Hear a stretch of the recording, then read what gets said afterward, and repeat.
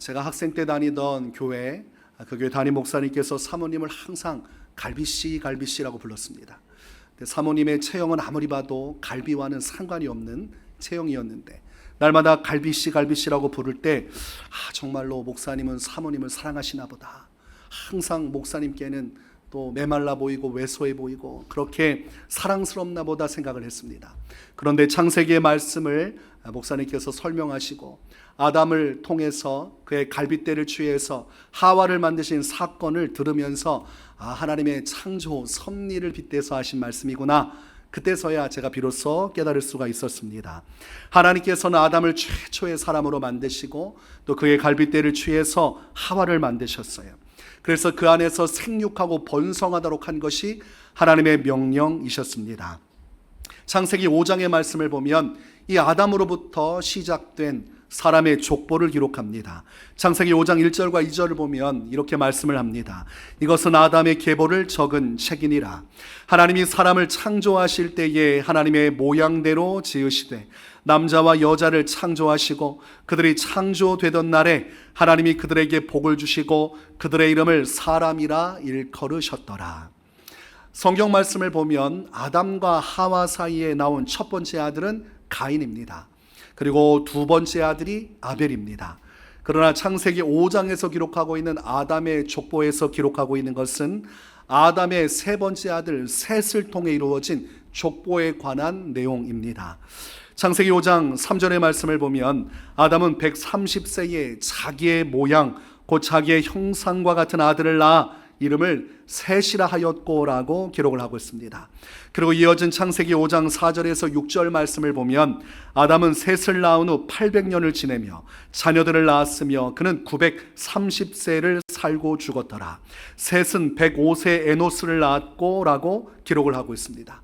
그러므로 아담으로부터 셋, 그리고 셋의 아들 또 에노스, 그의 족보의 이름들이 쭉 기록되고 나열되고 있는 것이죠. 그 중에서 우리가 본문을 통해서 살펴보는 것은 에녹이라는 사람에 대한 내용입니다. 창세기 5장에 기록된 아담과 셋의 후손들의 족보의 내용을 보면 그들의 이름, 그들이 살아간 연수, 그리고 그들이 남긴 자녀에 대해서 기록을 하고 있습니다. 그것이 이 족보의 내용이에요. 누가 몇 세까지 살았고 누구를 낳았다. 그리고 그 다음에 낳은 아들이 또 몇 세까지 살았고 또 누구를 낳았다. 그렇게 줄줄이 이어져 족보가 기록되고 있고 그 말씀을 살펴볼 수가 있는데 그 중에서 이 에녹이란 사람에 대해서는 부연 설명이 붙어 있습니다. 바로 그가 하나님과 동행하였다는 점을 성경에서 붙여서 기록을 하고 있습니다. 에녹의 일상은 다른 사람들과 별다를 바가 없어요. 그도 똑같이 결혼할 때가 되어서 돕는 배필을 만나고 결혼하여서 보니까 65세에 무두셀라를 낳았다고 되어 있습니다. 그리고 무두셀라를 낳고 나서 그의 삶에 대해서 독특하게 기록하는 것은 하나님과의 동행의 내용입니다. 22절 말씀을 보니까 무두셀라를 낳은 후 300년을 하나님과 동행하며 자녀들을 낳았으며 라고 기록하고 있고, 또한 24절 말씀을 보니까 에녹이 하나님과 동행하더니 하나님이 그를 데려가심으로 세상에 있지 아니하였더라고 기록합니다. 22절 24절 모두 다 에녹이 하나님과 동행하였다, 하나님과 함께하는 인생을 살았다는 것입니다. 동행이 무엇입니까? 가까이 붙어서 같은 방향을 향해서 함께 걸어가는 것입니다. 에녹이 어떤 방향으로 걸어갔을까요? 천국을 향해서 하나님을 가까이 모시고 하나님과 함께 천성 갈 때까지 매일매일 주님과 동행하는 삶을 살아갔다고 말씀하고 있습니다. 그러므로 에녹의 인생은 동행의 인생이므로 그의 인생은 하나님을 가까이 한 인생이었습니다. 날마다 더 하나님을 가까이 하기를 사모한 사람이 에녹이었습니다. 그리고 그 하나님 손 붙들고 인생 가운데 살아가다가 천국에 이르기를 소망하는 사람이 에녹이었습니다. 하나님과 함께 더불어 이 땅에서 살다가 천국에 이르는 것, 에녹의 삶의 소망이었고 목적이었고 그것이 에녹의 기쁨이었습니다. 우리가 동행이란 말을 통해서 알 수 있지만 동행은 혼자 하는 것이 아닙니다. 내가 동행하고 싶다고 해서 동행이 되는 것이 아니라 상대방도 그것을 허락을 하고 받아들여야 동행이 일어나는 것이죠. 상대방의 동의가 없이 함께 걸어가면 그게 뭡니까? 납치하는 거죠. 구금하고 감금하는 것입니다. 상대방의 동의가 있어야 아름다운 동행의 역사가 이루어지는 것이죠. 그러므로 에녹이 하나님과 동행했다는 것은 에녹이 하나님을 가까이하고 하나님과 함께 천국으로 향하는 그 인생길에 누구도 동의하고 함께 하셨다는 겁니까? 하나님께서 에녹의 마음을 기뻐하심으로 에녹과 함께하여 주셨다는 것을 의미하고 있어요. 그러므로 에녹의 마음을 주님이 기쁘게 받으셨고 에녹이 주님께로 향하는 그 인생의 발걸음을 주님은 기쁘게 보셨어요. 주님의 손 꼭 붙들고 주님과 항상 떨어지지 않도록 하나님을 사모하고 앙모하고 찾고 또 찾으며 하나님과 함께 인생의 하루하루를 살아갔고 그 모든 간구함과 소원을 주님이 들으시고 에녹의 인생 여정 속에 구비구비마다 주님께서 동행하여 주신 것입니다.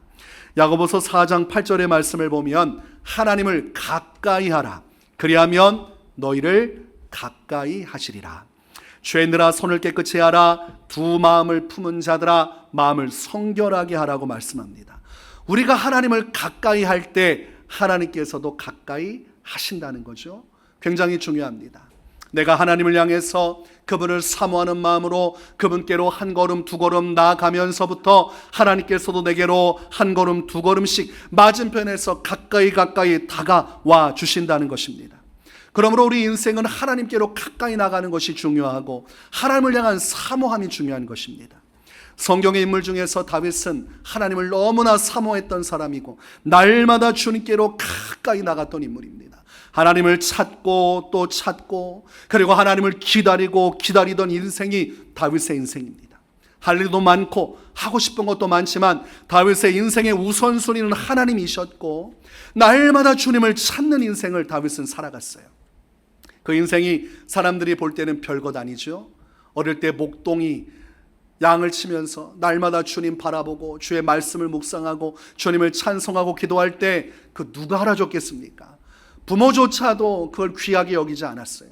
그러나 하나님은 다윗을 보셨고 다윗이 하나님을 찬송하는 일상을 보셨고 다윗이 양을 치면서도 하나님을 항상 의지하고 바라는 그 갈망을 보셨고 그래서 사울 다음 때 왕으로 하나님께서 목동이었던 다윗을 지명하여 불러주신 것입니다. 시편 42편 1절에서 3절의 말씀을 보면 다윗의 심령이 어떠한지를 기록을 합니다. 하나님이여 사슴이 시냇물을 찾기에 갈급함같이 내 영혼이 주를 찾기에 갈급하니이다.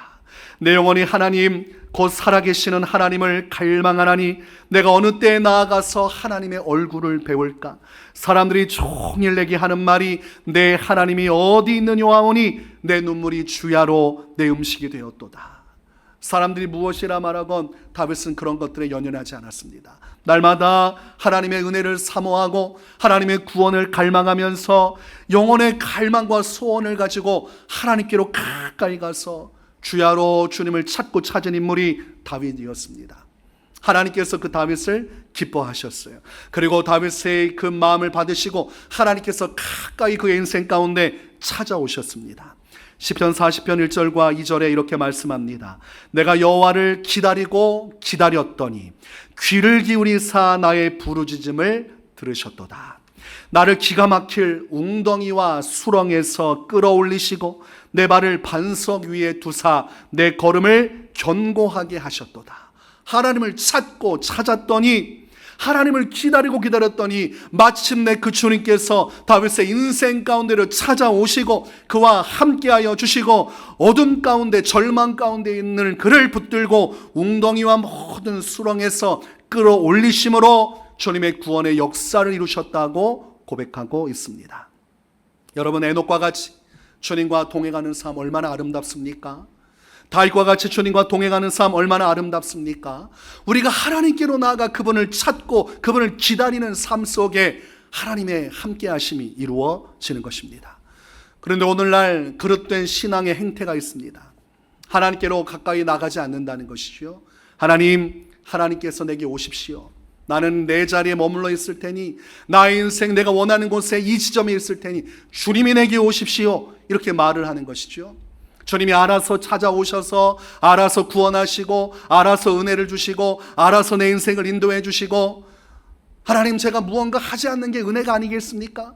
그저 저는 가만히 있을 테니까 주님이 다 역사하십시오 하고 그 자리에 머물러 있지만 그것은 주님이 원하시는 것이 아니에요.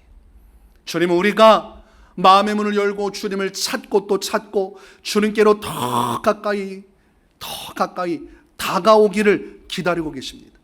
그러므로 이것이 대화가 되지 않고 하나님과의 영적 교류가 일어나지 않는 거예요. 하나님은 수고하고 무거운 짐진 자들아 다 내게로 오라, 목마른 자들 다 내게 와서 생명수를 마시라 오라고 말하는데, 정작 성도들이 나는 안 갈 테니까 하나님이 오십시오, 나의 삶에 하나님이 오십시오, 그렇게 이야기를 한다는 거죠.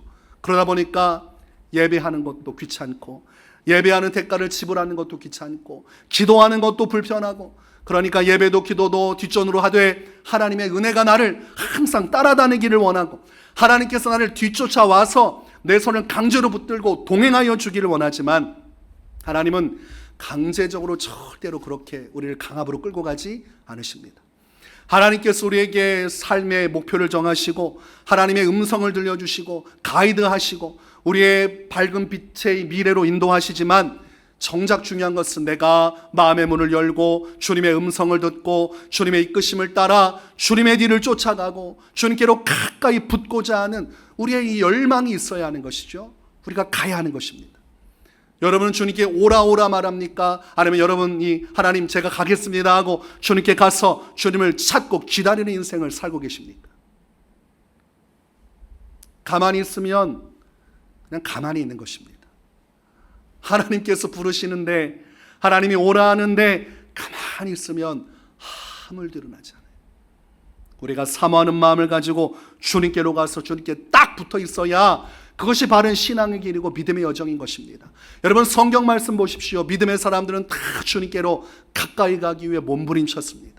환난과 핍박과 박해 속에서도 그냥 가만히 있는 것이 아니라 주의 말씀과 주님의 뜻을 따라 하나님께로 가까이 갔어요. 순교하리라 마음의 다짐을 갖고 어떤 상황에서 주님께로 갔어요. 예배를 막고 기도를 막아도 목숨을 걸고 예배하고 목숨을 걸고 기도하면서 우리 주님께로 향하여 나아가는 믿음의 선진들의 모습을 본다면, 우리의 신앙이 가만히 있는 신앙이 아니라 하나님께로 향하는 신앙, 하나님을 찾고 하나님을 간구하며 하나님을 향하여 나가는 신앙이 되어야 하는 것입니다.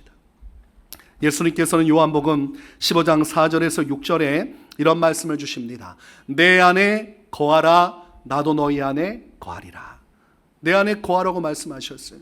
내게로 와라, 나의 생명수를 마시라, 나의 은혜의 품 안에 머물러 있으라. 우리를 부르시고 우리를 그 안으로 초청하시는 거죠. 그럼 우리가 들어가서 예수님 안에 거해야 되는 것입니다. 가지가 포도나무에 붙어있지 아니면 스스로 열매를 맺을 수 없음 같이 너희도 내 안에 있지 아니하면 그러하리라. 나는 포도나무요 너희는 가지라. 그가 내 안에 내가 그 안에 거하면 사람이 열매를 많이 맺나니 나를 떠나서는 너희가 아무것도 할 수 없음이라. 사람이 내 안에 거하지 아니하면 가지처럼 밖에 버려져 마르나니 사람들이 그것을 모아다가 불에 던져 사느니라. 우리 예수님께서는 포도나무가 되시고 우리는 가지가 되는 것입니다.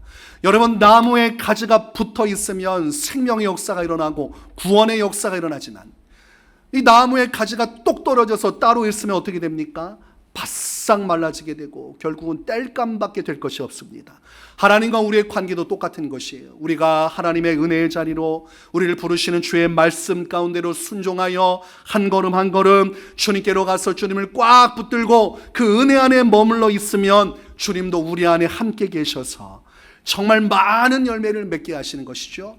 그러나 우리가 주님을 멀리 떠나서 내 인생 내 마음대로 살고 내 뜻대로 살고 하나님 알아서 역사하십시오, 알아서 나를 주관하십시오, 나는 내가 원하는 인생을 살겠습니다라고 내 길 걸어가면 결국은 바싹 말라져서 땔감밖에 되지 않은 인생 되는 것입니다. 그러므로 여러분, 항상 주님을 찾고 주님을 기다리고 주님께 항상 붙어있는 신앙생활 하셔야 됩니다. 내가 있을 곳은 어디입니까? 예수님의 품이지요, 하나님의 은혜의 품이에요.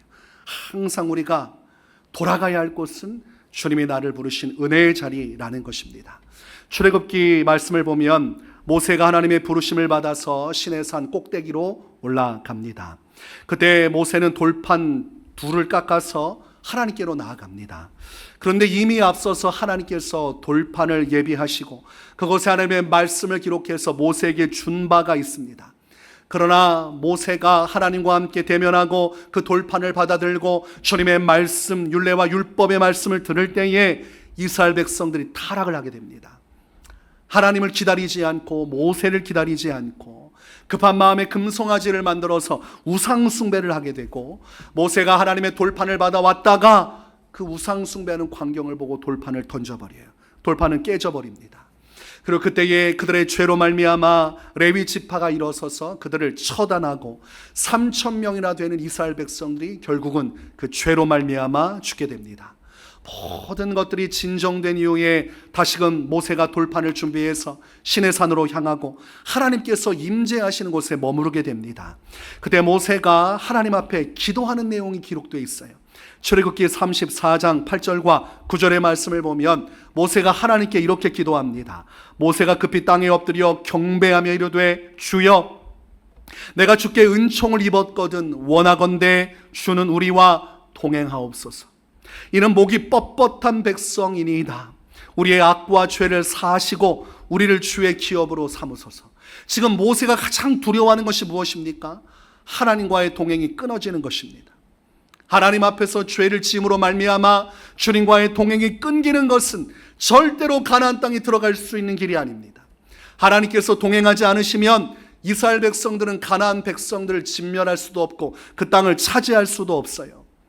하나님의 도우심이 없으면, 돌보심이 없으면 결국은 멸망하는 것밖에 없고 아무런 삶의 희망이 없습니다. 그래서 모세는 가장 먼저 하나님 앞에서 간구한 것이, 주여 우리와 동행하여 주시옵소서. 주님과의 동행이 깨져버렸으나 이제라도 우리와 동행케 하여 주시옵소서. 이것을 통해 무엇을 알 수 있습니까? 하나님 앞에 범죄하는 것은 하나님과의 동행을 깨어버리는 것입니다. 여호수아 6장의 말씀을 보면 여호수아와 이스라엘 백성이 하나님과 함께 진격을 하여서 여리고성을 점령을 하게 됩니다. 여리고성은 천연의 요새와 같고 난공불락의 성이어서 누구도 그것을 정복하기가 참으로 어려운 것이고 이스라엘 백성의 군사력으로는 택도 없는 일입니다. 그런데 하나님을 모시고 하나님의 말씀을 따라 믿음으로 그 성을 돌고 외칠 때에 성벽이 무너져 내렸고 결국은 전쟁에서 대승을 거두었습니다. 얼마나 기쁩니까? 얼마나 신이 납니까? 여리고성도 하나님과 함께하면 아무것도 아니고 휴지 조각처럼 무너져 내리는 것을 보았으니 장차 하나님과 함께 이루게 될 가나안 승리를 기뻐할 수밖에 없었습니다. 그리고 여호수아 7장의 말씀을 보면 이제 여리고성을 지나서 아이성을 점령해야 할 상황이 왔어요. 그런데 아이성은 여리고성에 비하면 보잘것도 없는 성이었습니다. 그래서 그들이 판단하기를 이 전병력이 나갈 것도 없고 한 3,000명 정도만 아이성으로 진격해도 그 성을 능히 차지할 것이라고 확신했습니다. 그리고 담대함을 가지고 3,000명이 아이성 전투에 달려나갔지만 결국은 대패하고 맙니다. 한 명도 죽지 않고 쉽게 승리할 것이라 여겼지만 36명이나 되는 이스라엘 백성들이 참혹하게 죽임을 당하고 이스라엘 백성들의 마음은 완전히 녹아내려서 두려움에 벌벌 떨게 됩니다. 아이성을 만만하게 봤는데 막상 붙어보니까 자신들이 상대도 되지 않아요. 이때 여호수아가 큰 충격을 받습니다. 도저히 이해가 되지 않는 거죠. 여리고성은 점령을 했는데 왜 아이성은 점령하지 못했을까? 그래서 자신의 옷을 찢고 띠끌을 머리에 뿌리면서 하루 종일 생각해도 답을 못 찾습니다. 그래서 저녁쯤에 하나님께 나가서 괴로움을 토로하면서 기도하죠. 그리고 그 기도 속에서 하나님께서 주신 말씀이 많은데 바로 죄악으로 말미암아 대패당한 것을 알게 됩니다.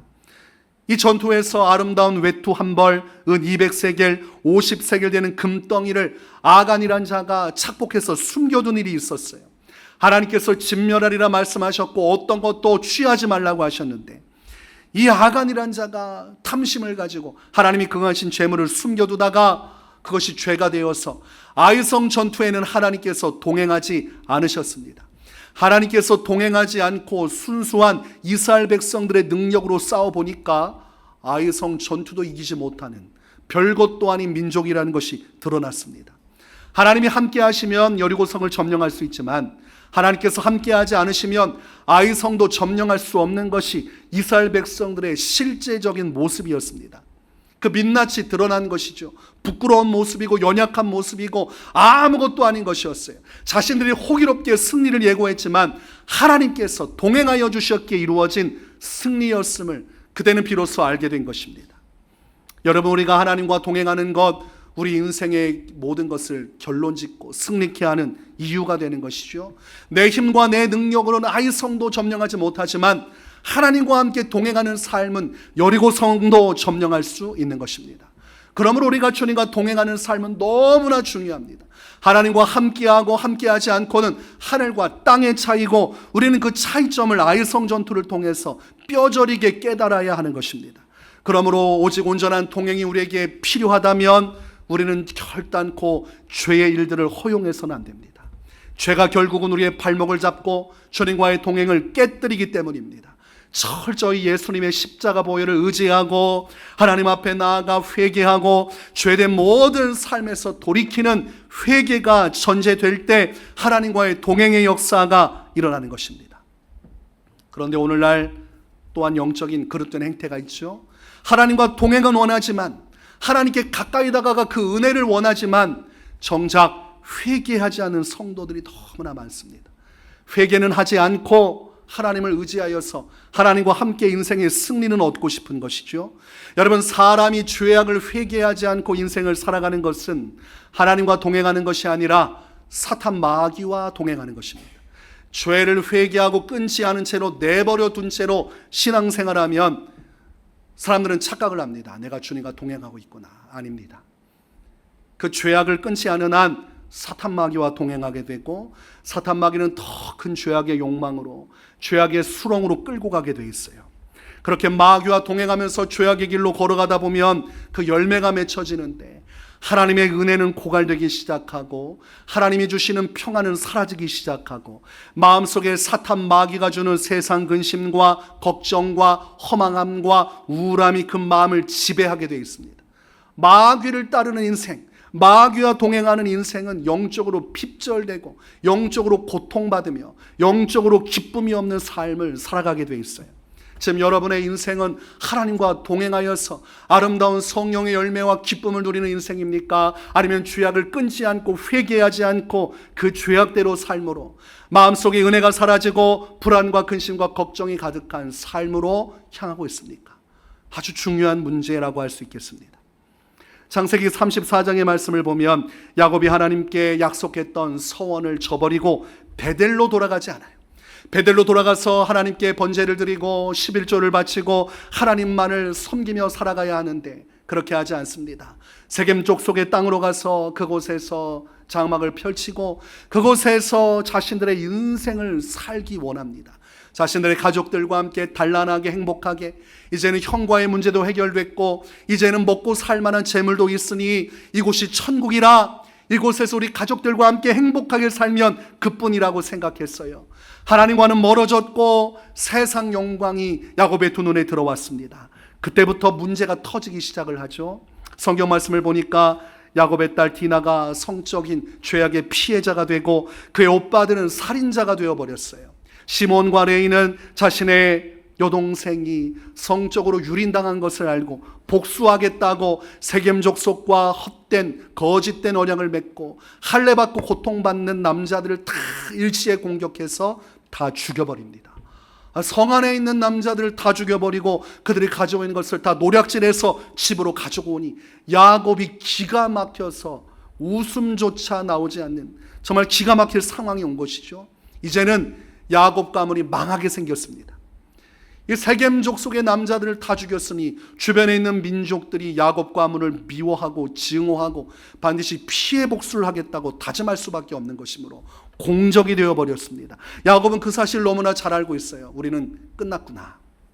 그때 아무런 희망도 없는 그때에 하나님, 베델의 하나님, 자신이 형을 피해서 도망갈 때에 만난 그 하나님을 기억하고 베델로 올라갑니다. 그런데 그가 하나님으로부터 멀어졌던 인생 속에 붙들고 있었던 의지하던 것들, 사랑했던 것들 다 회개하고 상수리 나무에 묻어버리고 베델로 향합니다. 이게 굉장히 중요한 것이죠. 베델로 가는 것이 전부가 아니라 베델로 가기 전에 야곱이 어떠한 마음과 생각으로 주님 앞에서 회개했었는가, 이게 굉장히 중요한 부분입니다. 창세기 35장 3절과 4절을 보면 우리가 일어나 베델로 올라가자 내 환난 날에 내게 응답하시며 내가 가는 길에서 나와 함께 하신 하나님께 내가 거기서 제단을 쌓으려 하노라 하매 그들이 자기 손에 있는 모든 이방 신상들과 자기 귀에 있는 귀고리들을 야곱에게 주는지라.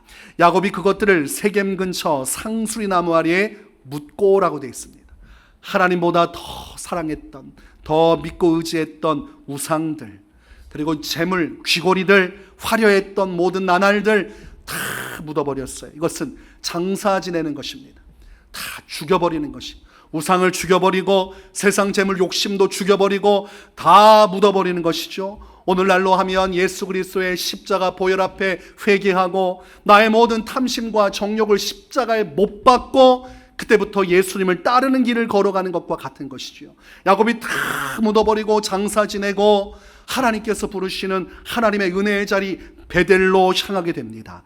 분명히 베델로 가는 길은 위험천만한 길이고 적군들이 기다리고 있는 것이, 야곱을 죽이기만을 바라는 자를 추격해서 야곱을 피살할 수 있는 상황이었습니다. 그런데 하나님은 야곱의 마음을 기뻐하셨고 하나님께로 가까이 나오되 죄를 다 회개하고 주님 곁으로 찾아오고 주님을 찾는 야곱을 기뻐하사 그를 지키시고 보호해 주십니다. 창세기 35장 5절 말씀을 보면 그들이 떠났으나 하나님이 그 사면고울로 크게 두려워하게 하셨으므로 야곱의 아들들을 추격하는 자가 없었다라고 되어 있습니다. 하나님께서 야곱을 지키지 아니하셨더라면 야곱을 추격하는 자가 뒤따라와서 야곱과 야곱의 가문 전체를 다 도살하고 죽이고 멸문시켰을 것입니다. 충분히 그럴 상황이었지만 하나님께로 가까이 다가와 다시금 주님과 동행하고자 하는 이 야곱의 중심을 보시고 하나님께서 특별한 은혜를 베풀어 주신 것입니다. 어떤 교회 내에서 교회 내 간음 사건이 터졌어요. 찬양팀을 섬기던 한 집의 아내가 교회 찬양 인도를 맡았던 청년과 눈이 맞아서 간음죄를 짓게 됩니다. 이후에 남편이 그것을 알게 되고 어떻게든 자녀들을 위해서, 가정을 꾸리기 위해서 다 용서하겠다고 하고 이제는 돌아오라고 이야기를 합니다. 그런데 이 교회 청년과 이 유부녀가 교회 내에서 간음의 죄를 멈추지를 않습니다. 이 청년은 찬양 인도를 할 뿐만 아니라 청년 회장이었어요. 그리고 그의 가족들도 같은 교회에 다니고 있었습니다. 아버지가 그 아들을 정말 엄하게 꾸짖고 그 얼굴을 때려가면서도 이거 빨리 돌이키라고 이야기를 해도 아들이 듣지를 않습니다. 이 여자도 듣지 않아요. 근데 충격적인 것은 이들이 이 불륜 행각을 멈추지 않으면서도 어떤 일을 했냐면 새벽 예배를 나왔다는 거예요. 이 여자 집사와 이 청년 회장이 새벽에 나와서 기도하면서 무슨 기도했을까요? 하나님, 우리 사이 인정해 주십시오. 사랑의 마음을 받아들여 주십시오. 그 기도했을 거예요. 정말 회개했다면 어떻게 해야 됩니까? 만약 정말 새벽에 나와서 회개했다면 둘이 같이 가서 기도하고 예배하는 거 있을 수 없는 일이죠. 남편의 마음 찢어지고 그 부모 마음도 찢어지고 교회 목사님의 마음도 찢어지는 거 아닙니까? 그런데 그럼에도 불구하고 그곳에서 회개했다고 하면서도 그 관계를 멈추지 않아요. 회개했으면 어떻게 하는 것이 정답이겠습니까? 그 청년 회장은 남편에게 가서 무릎 꿇고 사죄하고 용서를 구해야 하고 그때로부터 그 관계를 다 청산해야 되고 또 그 교회를 떠나가야 합니다. 같이 한 공간에 있을 수 없어요. 이것은 그렇게 해결될 문제가 아닙니다. 철저히 하나님 앞에서 회개하고 피해자에게 가서 회개하고 이 문제에 대해서 하나님께 징계도 받고 고통의 시간을 감수해야 됩니다. 그게 회개입니다. 하나님 앞에서 마땅히 받아야 할 하나님의 책망과 징계도 받고 사람에게 받아야 할 책망과 징계도 감수할 목적으로 용서를 구해야 그게 합당한 거죠. 멈추지 않고 죄악을 계속하고 그 죄악의 자리에 머물면서 같이 새벽 예배 나간다고 하나님께서 그래 예배자구나, 그래 기도하니까 내가 너희를 인정한다 해줄 것 같습니까? 절대로 하나님께서는 그들과 동행하지 않으세요. 그들의 죄악을 회개하고 돌이키지 않는 한 그들 이 불륜 관계를 유지하는 한 하나님과의 동행은 끝난 것입니다. 자기들이 하나님을 새벽에 찾고 부르짖는다고 해서 하나님께서 동행해 주지 않으십니다. 오늘날 이 부분이 정리가 되지 않은 성도들이 너무나 많아요. 죄악을 회개하지 않고도 주님과 동행하기를 바라고 주님께서 동행하시기를 간절히 소망하고 믿지만 그렇게 되지 않습니다. 하나님은 그렇게 죄를 절대로 허용치 않습니다. 그 죄의 대가도 지불해야 하지만 하나님 앞에서 철저히 회개의 열매를 맺지 않은 한 절대로 주님과 동행은 불가합니다. 너무나 하나님을 쉽게 생각해요. 그냥 내가 하나님 앞에 나와서 헌금 좀 드리고 그냥 눈치껏 하면 하나님께서 다 받아줄 거라 생각하지만 하나님의 기준은 굉장히 날카롭고 아주 분명합니다. 진실한 회개가 아니면 그 회개 받지 않으세요. 그리고 회개했다 하고 삶의 변화가 일어나지 않으면 그 회개 받지 않습니다. 진실로 회개하고 그리고 회개하는 것에 합당한 삶의 모습을 드러낼 때 그때부터 비로소 주님의 책망도 있지만 회복의 역사가 있고 또 하나님과 동행할 수 있는 길이 열려지는 것입니다. 오늘날 이런 것들을 전부 부정하고 내 마음대로 하나님을 섬기니 동행이 일어나지 않아요. 하나님과 동행을 하는 성도들을 찾기가 참으로 어려운 시대예요. 하나님을 찾지도 않고 알아서 내게 오라고 하면서 하나님과 전혀 관련 없는 길을 가는 성도도 문제지만 하나님을 찾는다고 하면서도 죄를 끊지 않고 죄악과 함께 하나님과 동행하려고 하는 성도도 문제가 되는 것입니다. 여러분은 우리 확실해야 돼요. 하나님을 가까이 하되 죄는 멀리 해야 됩니다. 이것이 같이 가야 되는 것이 유다서 1장 14절과 15절에서 이렇게 말씀합니다. 아담의 7대 손 에녹이 이 사람들에 대하여도 예언하여 이르되 보라 주께서 그 수만의 거룩한 자와 함께 임하셨나니 이는 무사람을 심판하사 모든 경건하지 않은 자가 경건하지 않게 행한 모든 경건하지 않은 일과 또 경건하지 않은 죄인들이 주를 거슬러 한 모든 완악한 말로 말미암아 그들을 정죄하려 하심이라 하였느니라. 지금 유다서에서 기록하고 있는 것은 아담의 7대 손인 에녹이라고 되어 있습니다. 이 에녹은 하나님과 동행하였던 창세기 5장에 나오는 에녹과 동일 인물입니다. 이 에녹은 예언하는 사람이었어요. 하나님의 성령으로 충만한 자였다는 것입니다. 과거 구약시대였지만 하나님과 동행하며 성령으로 충만하며 그 충만함 속에 예언을 행하던 사람이었는데 그가 무슨 예언을 합니까? 경건하지 않은 자들의 행한 말과 행실을 하나님께서 반드시 심판하리라는 것입니다. 그가 성령 충만하여서 경건하지 않은 자들의 말과 행실에 대한 심판을 경고했다면 그의 삶이 어떠하다는 것을 알 수 있죠. 그는 경건한 삶을 사는 자였고 말과 행실이 거룩하기 위해서 최선을 다한 사람이었습니다. 그러므로 하나님과 동행한 에녹의 신학을 우리가 한마디 말로 표현한다면 거룩입니다. 거룩. 에녹은 거룩한 자였고 에녹은 구별된 자였습니다. 히브리서 12장 14절에 모든 사람과 더불어 화평함과 거룩함을 따르라. 이것이 없이는 아무도 주를 보지 못하리라. 사람이 거룩함을 향해서 가지 않으면 하나님을 볼 수조차 없습니다. 하나님을 볼 수 없다는 것은 만날 수 없다는 것입니다. 하나님을 인격적으로 만날 수 없는데 주님과 동행하는 것 불가합니다. 그러므로 여러분 성도로서 우리가 항상 명심해야 될 것은 죄된 것들 용인하며 살아가서는 안 된다는 것입니다. 사탄 마귀는 죄를 짓고 죄를 붙들고 하나님도 붙들라고 말해요. 세상도 붙들고 하나님도 붙들라고 말합니다. 재물도 붙들고 하나님도 붙들라고 합니다. 근데 성경은 하나만 붙들라고 말해요. 하나님만 붙들고 재물은 내려놓고 세상 영광 내려놓고 하나님의 영광을 붙들라고 말씀하고 있고 오직 예수 그리스도 한 분만을 붙들고 세상 그 어떤 것도 욕심내지 말고 몸과 마음과 뜻과 힘을 다하여 하나님을 사랑하고 예수 그리스도만을 사랑하여 그분만을 찾고 기다리며 붙들고 세상 속에서 거룩한 성도로 살아가는 것, 그것이 주님과 동행하는 비결입니다. 아주 중요한 부분이에요. 이렇게 하나님 앞에서 경건한 삶, 구별된 삶, 거룩한 삶, 그리고 하나님을 항상 갈망하며 주님을 찾고 찾았던 이 에녹의 삶을 성경은 믿음의 삶이라고 말씀하고 있고 히브리서 11장 5절은 이렇게 에녹에 대해서 평가를 합니다. 믿음으로 에녹은 죽음을 보지 않고 옮겨졌으니 하나님이 그를 옮기심으로 다시 보이지 아니하였느니라. 그는 옮겨지기 전에 하나님을 기쁘시게 하는 자라 하는 증거를 받았느니라. 에녹은 하나님을 기쁘시게 하는 삶을 살았습니다. 하나님께서 너무나 기뻐하셔서 죽음을 보지 않고 산채로 천국으로 들려 올린 사람입니다. 그가 얼마나 주님을 사모하고 얼마나 주님을 의지하고 얼마나 주님을 간절히 찾았는지, 그가 하나님을 위해서 죄악을 멀리하고 하나님 앞에 거룩하게 살기 위해 얼마나 몸부림쳤는지 주님이 그 중심과 삶의 열매를 보시고 너무 기뻐하셔서 천국으로 불러 올리셨으니, 오늘 우리가 어떻게 신앙생활해야 하는가? 이 에녹처럼 하나님과 동행하는, 하나님을 기쁘시게 하는 신앙생활 해야 할 것입니다. 오늘 설교 제목이 뭡니까? 하나님과 동행하는 자 에녹이에요. 이것을 여러분의 이름으로 한번 대입시켜서 고백해 봅시다. 하나님과 동행하는 자하고 자기 이름을 넣으시면 돼요. 한번 해보겠습니다. 시작.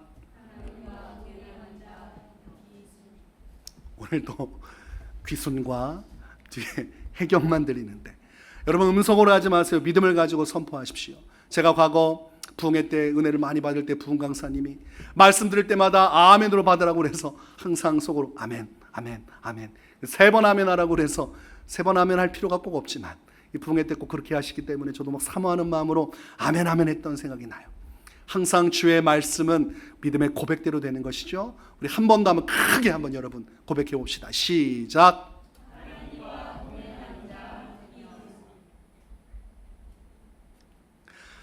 믿op지가 않습니다. 다시 한번 해보겠습니다. 왜 이렇게 소리가 작으시죠? 날씨가 좀 더워서 그런가요? 다시 한번 해보겠습니다. 시작. 네, 아주 중요한 것입니다. 내가 내 인생 다 마치고 하나님께서 나의 인생을 평가하실 때 이보다 더한 평가가 어디 있습니까? 그는 하나님과 동행하는 사람이었더라. 여러분의 이름을 주님이 아시고 저는 나와 동행하고 나와 함께하고 나의 기쁨이 되었던 믿음의 사람이었다고 천국에서 주님이 나를 칭찬하신다면 그것보다 더한 영광이 어디 있습니까? 여러분의 남은 인생, 우리가 사랑하는 배우자와 가족들과 함께 동행하며 사는 것도 중요하지만 더 근본적인 것은 우리를 창조하신 창조주 하나님, 결국은 우리를 죽음 가운데서 불러내어 영생으로 인도하실 하나님, 그 하나님과 동행하는 것이 그 무엇보다 중요하다는 것을 깨닫고 오늘도 하나님만을 갈망하고 찾고 사모하고 죄된 모든 것은 나의 인생의 상수리나무 아래 묻고 십자가에 못 박아버리고 주님 앞에서 거룩한 성도로서 하나님과 함께 동행하는 탁월하고도 아름다운 믿음의 역사를 이루어 가시기를 주님의 이름으로 축원합니다.